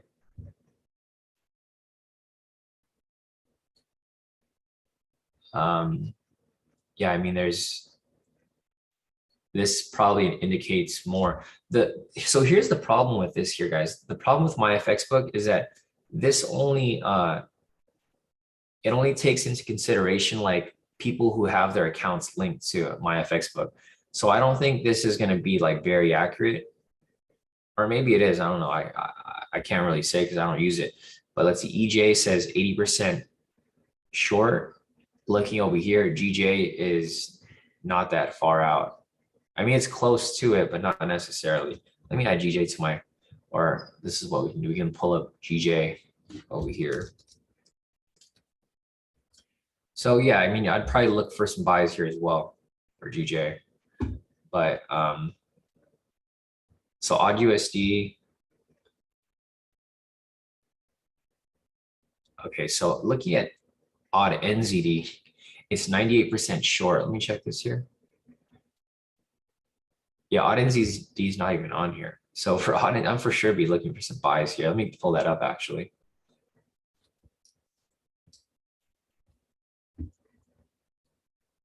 Yeah, I guess this is pretty accurate too. I don't know. You guys can play around with it. See, there's a buy right here.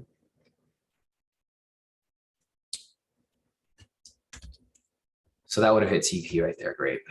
So yeah, I mean, you guys can use MyFXbook. It's really up to you guys. You guys can play around with it. It looks like this one has like literally every pair.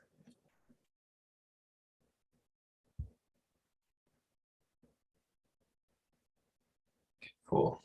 So yeah, as you guys can see at this point, it only has in a consideration like people who actually link their MyFXbook. Not everyone uses MyFXbook, right? I don't even use MyFXbook myself. So I mean, this is what you guys could use. I've never used MyFXbook before, so I'm not sure, like, I don't even know how it works. But it looks like these are accounts that are linked into it. So that's one way of looking at it. I don't know if there's anything else here to look at. I just don't know how accurate or how reliable it is. So I don't know if I would use that. But there goes one there. Yellen is still speaking. So going back to US30. Still nothing here. Price is pretty much, it's still ranging between the session right here. It just hasn't really pushed anywhere to the upside or the downside. Here's the clean chart.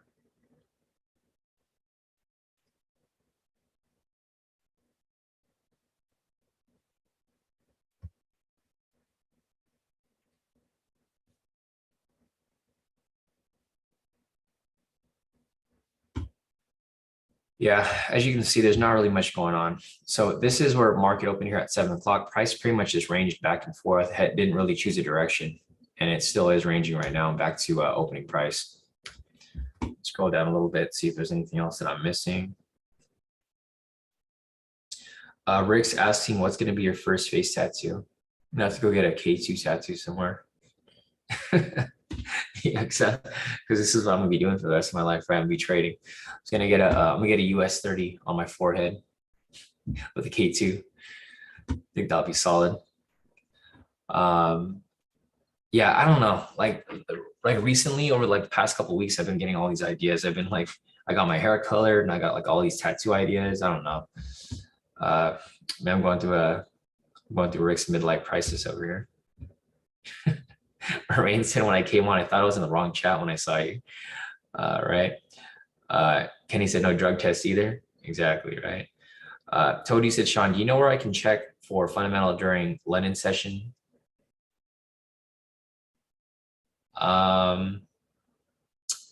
So London, Tody said, Sean, do you know where I can check for fundamental during London session? So you don't look on daily FX for the fundamentals. We use CNBC, Tody. I think you might be asking for the wrong thing. Let me see if I could. So on CNBC right here, if you're looking for fundamentals, you can just change the market. If you're in the US market, it'll show US assets. If you go to Asian market, it'll show you Asia markets. If you go to EU, it'll show you London assets here as well. So if you're looking for that, it would be on CNBC. You just click on the country and it has all of the fundamentals here for, I mean, it even has crypto.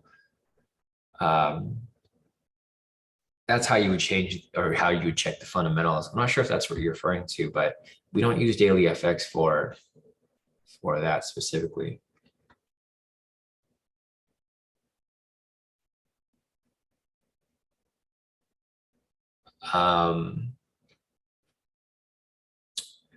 Tody said CNBC don't show it during London.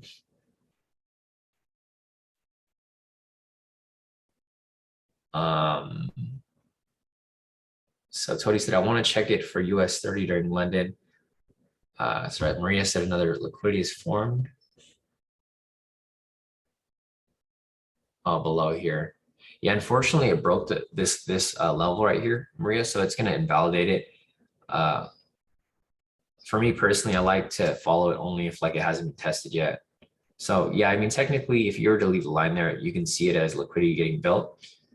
But for me personally, I would prefer to have it where it's not tested yet. So maybe it'll break through and drop further. But for me personally, I don't really like taking trades like this. I like it where it's not tested. But anyways, back to Tody's question. Tody said,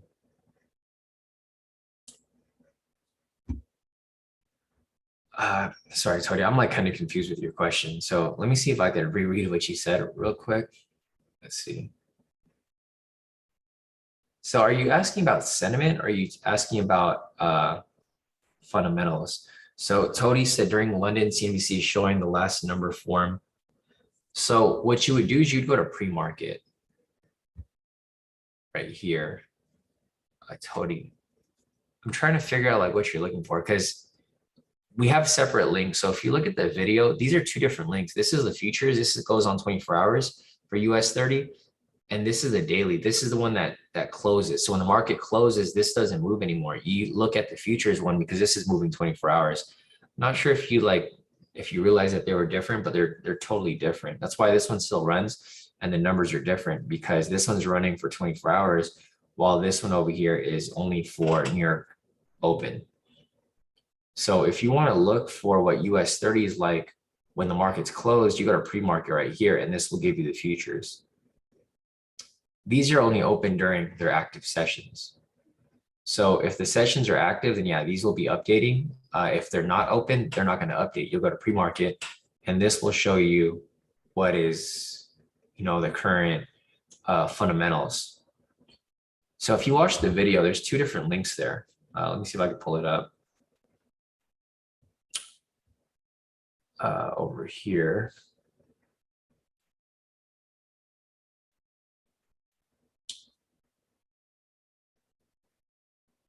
Okay. Overall bias. Yeah, so if you're watching the video here, Tody, there's different links.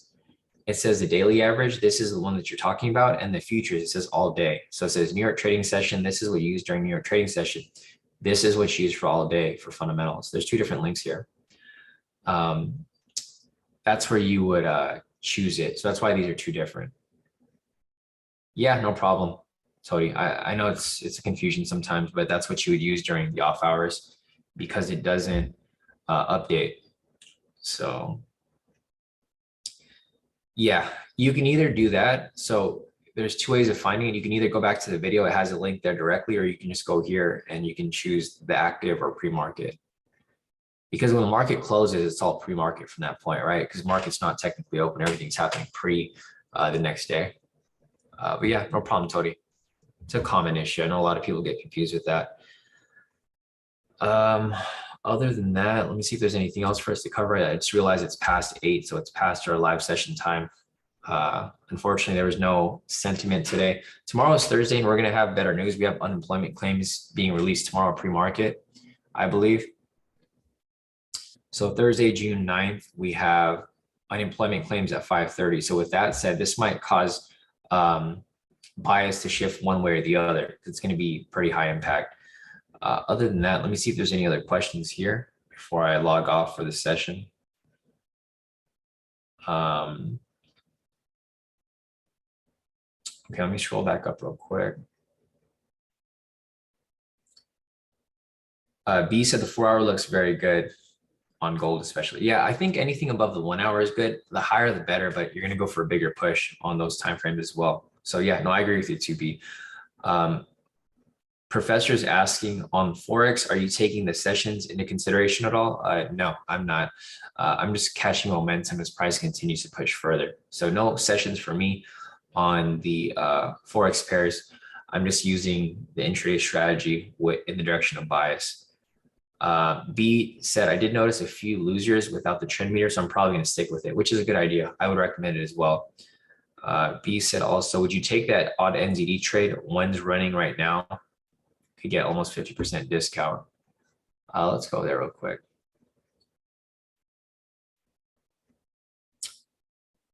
So the thing with odd NZD is that this isn't one of the pairs that I really like to trade. So I don't know. Let's see. I feel like odd NZD is like one of the more trickier pairs, and I'm sure you guys have seen that before too. So odd NZD.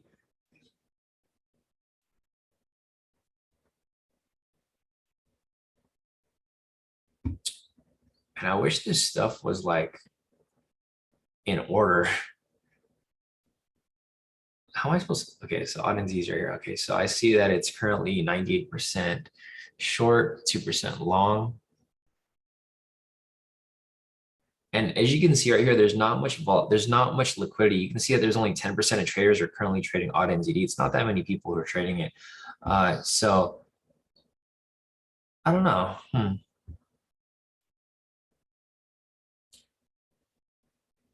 You know, I'll take it and I'll just let it run and I'll see where it goes from here. We'll do that, right? So we don't have to guess. But I probably wouldn't take it myself. If this was like my live account, I probably would not take it. But we'll see. See, the problem with this right here is that, I mean, you can't see it on here right now. You're going for 21 pips, but if you're trading this on like forex.com, the spread is usually kind of wide. So here, let's do a market buy there. And then we'll see where it goes from that point. We're just doing this for example. This is just forward testing. But if you look at forex.com, the spread is usually kind of wide. So the spread here is 5 pips. If you're going for 18 pips, that's a big spread, right? Because you got to cover 5 pips on top of that. You're technically going for like 23 pips instead of 18. So that's why I typically don't like to trade assets like this, odd NZ. The spread is way too big. It's 5 pips. So if you were to take this trade here, like, I mean, realistically, I'm probably not going for a discount anymore because so the spread's 5 pips. I got to cover 5 pips both ways, which is trash, right? I got to cover like 10 pips. So basically, this is my spread to get in and out. I cover spread to go in and then go out. So technically, this is like profit that I wouldn't even make. If I enter right here, I would have to cover this before I even make $1. Or not technically, it'd be half of that. So before I can make $1 trading odd NZD, the spread's so wide.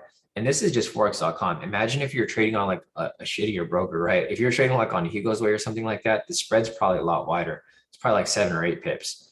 So right here, I'd have to cover this much before I make even $1. And then when I get out, I have to cover that much as well on top of that. This is how people get caught in trades and they get stuck. They're not able to get out because the spread gets too wide. So typically this spread right here is actually not that bad at 5 pips. I've seen odd NZD go up to like 8 to 10 or maybe 12 pips sometimes. Usually this is what the spread looks like. It's pretty high. So I know I took like a little feeler trade there just to play around with it, but we'll see how it plays out. I mean, either way, I do think it's still a bit of a risky entry to take because of the spread. Spread is more prevalent to understand for forex because the spread varies so much. Like odd NZD here, spread's 5 pips. If you're trading something like odd USD, it's going to be way different. So it's 5 pips for odd NZD. You go to odd USD, spread's only 1 pip. So that's something that I would rather trade. But other than that, I think that might be it for today. Let me see if there's any other questions here that I need to cover before we log off.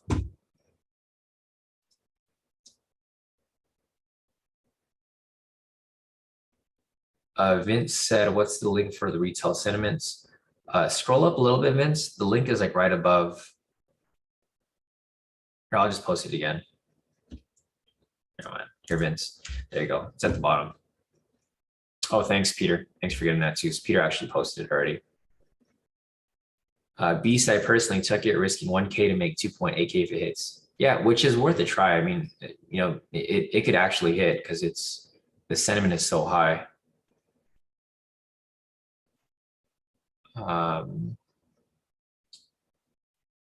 Oh, gotcha. Okay. If the spread is that tight on MFF, then great. But you definitely want to pay attention to the spread. Like for forex.com, I wouldn't take that on my personal account for, you know, obvious reasons. Spread is just too wide. So other than that, I think that's it, guys. All right. So I think that's it with the questions so far. Unfortunately, there's no other entries for us to take at the moment. There's no V3s here, no V1s, no V nothing. Nothing on the 10-minute, nothing on the 1 minute. There just isn't anything for us to take at the moment. So if you guys have any questions, feel free to email me or message me on Telegram. Otherwise, I will be back on this live in about 6 hours for the group mentoring session today. So if you guys have any questions or you guys want me to cover anything specific, just let me know and then we can take a look at that stuff more in detail during the mentoring session. It's cool. I just realized that I have this side roller on my mouse, so I can just scroll side to side. It's a pretty convenient tool. All right. But yeah, guys, other than that, I think that's it. If you guys have any questions, feel free to reach out. Otherwise, I'll be back in the next 6 hours for the group mentoring session.